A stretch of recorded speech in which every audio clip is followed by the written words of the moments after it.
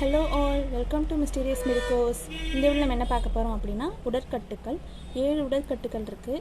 உடற்கட்டுக்கள்னால் என்னென்னு பார்க்க போகிறோம், அதோட இயற்கை பண்பு, அதுக்கப்புறம் மிகுகுணம் குறைகுணம் அப்படிங்கிறத 7 உடற்கட்டுக்கும் நம்ம செப்பரேட்டாக 1 by 1 டீட்டெயில்டாக பார்க்க போகிறோம். ஃபஸ்ட்டு உடற்கட்டுக்கள் எத்தனை இருக்குது அப்படின்னு பார்த்தோன்னா, உடற்கட்டுக்கள் மொத்தம் 7 இருக்குது. என்னென்ன அப்படின்னு பார்த்தோன்னா, சாரம், செந்நீர், ஊன், கொழுப்பு, எண்பு, மூளை, வெந்நீர் அப்படின்னு 7 இருக்குது. ஸோ அது என்ன பண்ணும் அப்படின்னா, நம்ம உடம்புக்கு ப்ராப்பரான ப்ராசஸை பண்ணி கொடுக்கும். இன்கேஸ் அந்த உடற்கட்டுகள் இன்க்ரீஸ் ஆனாலும் டிசீஸ் தான் வரும், டிக்ரீஸ் ஆனாலும் டிசீஸ் தான் வரும். ஸோ ப்ராப்பராக உடற்கட்டுகளோட ப்ராசஸ் என்ன அப்படிங்கிறத நம்ம டீட்டெயில்டாக இப்போ பார்க்கலாம்.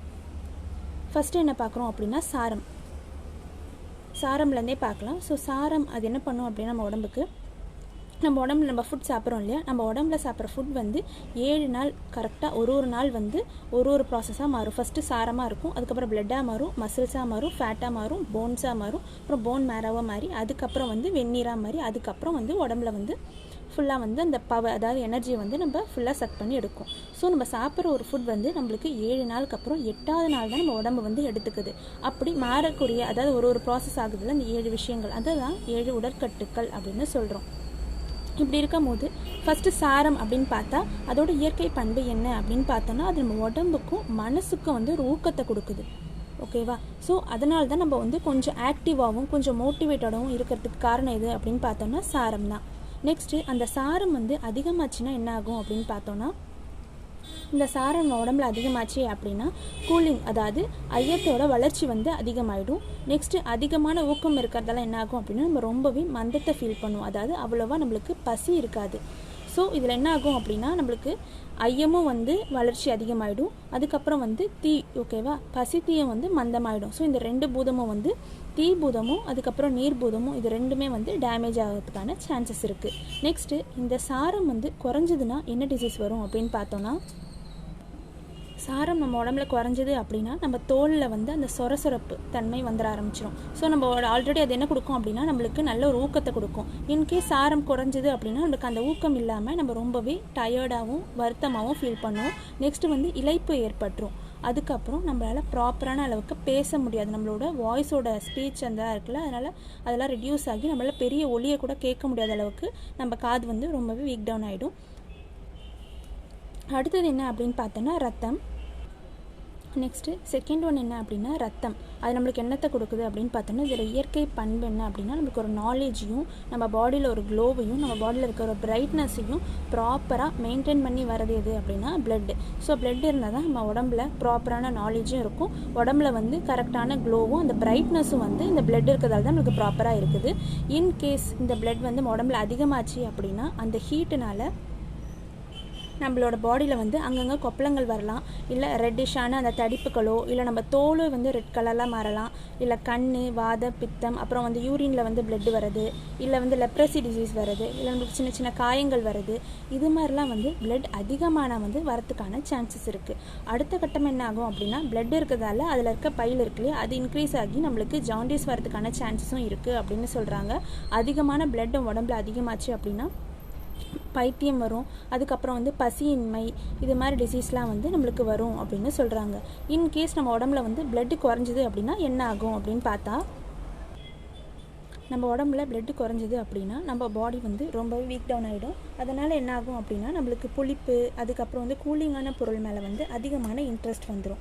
அதுக்கடுத்தது என்னென்னா, உடம்புல கலரை கொடுக்கறதே ஆல்ரெடி பார்த்த மாதிரி க்ளோவை கொடுக்கறது எது அப்படின்னு பார்த்தோன்னா பிளட்டு தான். ஸோ பிளட்டு நம்மளுக்கு குறைஞ்சிச்சு அப்படின்னா பாடியோட கலர் ரொம்பவே ரெடியூஸ் ஆகிடும். நம்ம உடம்பு ரொம்பவே ட்ரை ஆகி நம்மளுக்கு நரம்பு தளர்ச்சி வரதுக்கான சான்சஸும் இருக்குது.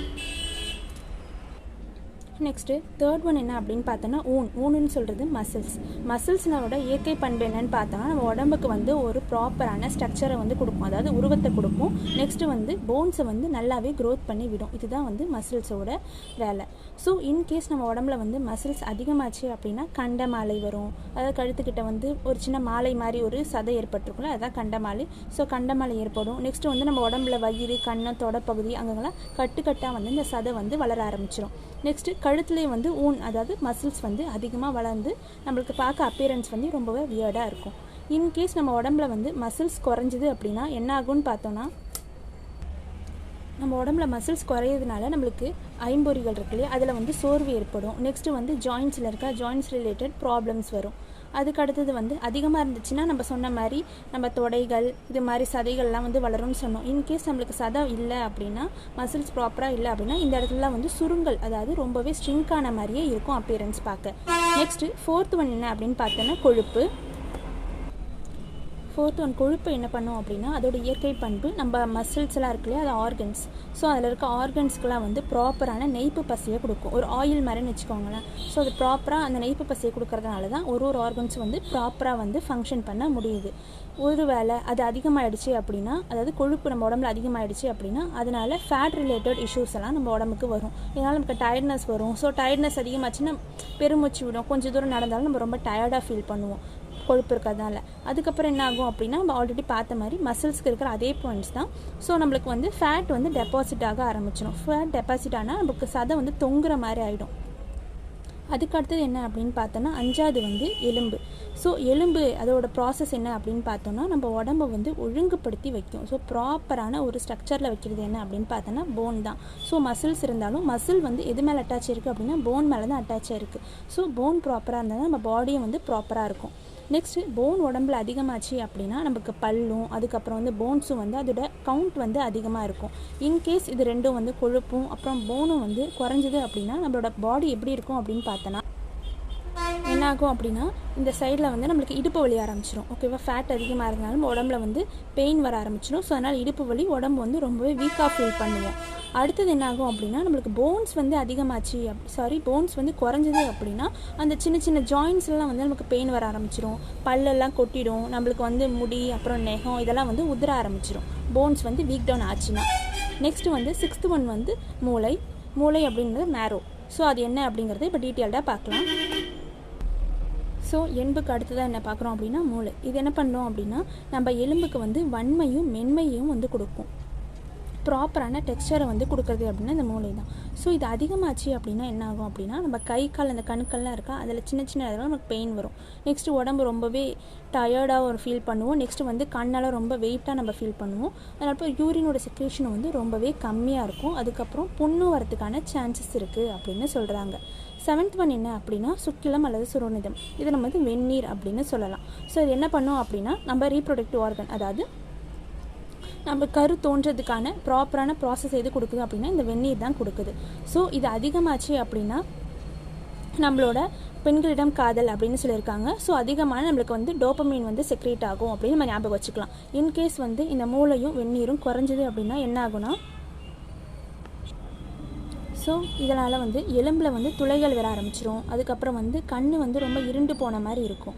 அதுக்கு அடுத்தது இதில் என்ன ஆகும் அப்படின்னா கல்லரிப்பு வரும். அப்புறம் விதையில் வீக்கம் வரும். அதுக்கப்புறம் வந்து செந்நீர், அதாவது பிளட்டு வந்து டிஸ்சார்ஜ் ஆகிறதுக்கான சான்சஸ் இருக்குது அப்படின்னு இதில் சொல்லியிருக்காங்க. இந்த வீடியோ நம்ம உடல்கட்டுகள்னால் என்ன, அதோட இயற்கை பண்பு என்ன, மிகுகுணம் குறைகுணம்னா என்னென்னு டீட்டெயில்டாக நம்ம பார்த்தாச்சு. உங்களுக்கு இது மாதிரி வீடியோஸ் வேணுனாலும், இல்லை வேறு ஏதாவது மெடிக்கல் ரிலேட்டட் வீடியோஸில் உங்களுக்கு டவுட்ஸ் இருந்தாலும், இல்லை இந்த வீடியோஸோட நோட்ஸ் உங்களுக்கு ஏதாவது வேணுனாலும் நீங்கள் கீழே கமெண்ட் பண்ணலாம். நம்ம இன்ஸ்டாகிராம் பேஜில் நீங்கள் மெசேஜ் பண்ணலாம். தேங்க்யூ ஃபார் வாட்சிங்.